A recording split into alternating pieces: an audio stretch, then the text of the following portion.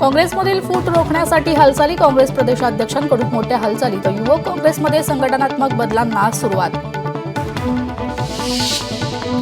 सोलापूर कृषी उत्पन्न बाजार समितीची निवडणूक जाहीर. 27 तारखेला मतदान तर 28 तारखेला होणार मतमोजणी. गेल्या 2 वर्षापासून रखडलेली होती ही निवडणूक.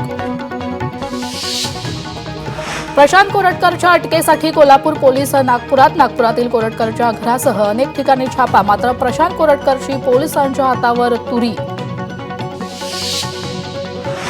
विधान परिषदेच्या बिनविरोध 5 उमेदवारांचा आज शपथविधी. केनेकर, जोशी, रघुवंशी, खोडके यांचा दुपारी 1 वाजता होणार शपथविधी.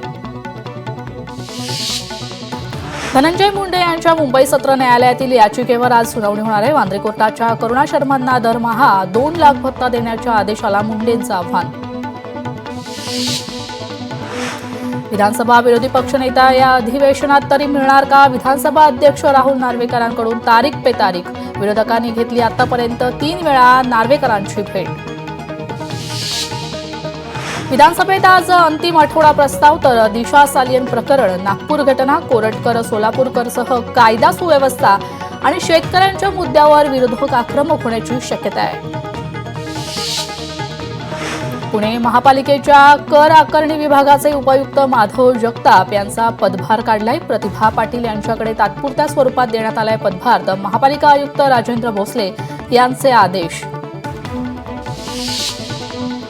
दिशा सालियनच्या विषयात तथ्य नाही, खोट्याचा नायटा कराल तर बुमरँग होईल. उद्धव ठाकरेंचा हल्लाबोल. योग्य वेळ आल्यावर दिशा सालियन प्रकरण संसदेत उपस्थित करणार नारायण राणेंची. न्यूज प्लॅनेट कार्यक्रमात माहिती तर दिशा सालियन प्रकरणी नारायण राणेंची आज पत्रकार परिषद. मनसेची रविवारी मुंबईत बैठक तर रवींद्र नाट्य मंदिरात 10 वाजता बैठकीचं आयोजन. मनसे अध्यक्ष राज ठाकरेंच्या उपस्थितीत बैठक तर मनसेचे नेते सरचिटणीस मुंबईतील प्रमुख पदाधिकारी राहणार उपस्थित. लाडक्या बहिणींना 2100 रुपये कधी मिळणार याबाबत राज्याचे अर्थमंत्री तथा उपमुख्यमंत्री यांनी विधानसभेत स्पष्ट केलंय. तर राज्याची आर्थिक परिस्थिती पाहून पैसे देऊ असं उपमुख्यमंत्री अजित पवार यांनी विधानसभेत म्हटलंय. आरोप करणं सोपं असतं. आमची सत्ता गेल्यावर एसआयटी स्थापन झाली होती. एसआयटीने काय केलं तेच च्युइंगम किती चघळणार असं वरुण सरदेसाई यावेळी म्हणाले.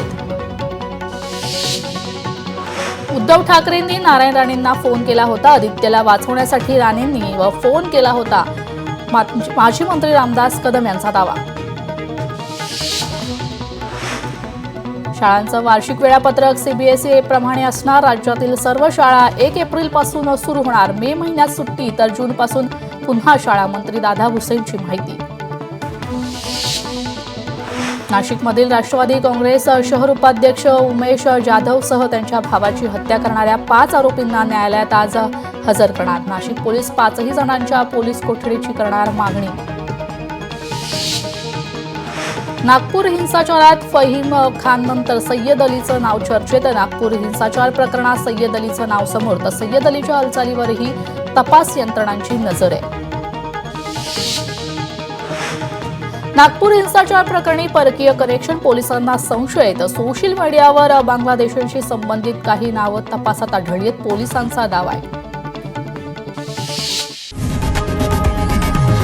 लोकशाही मराठी ऐका, पहा, जागरूक रहा.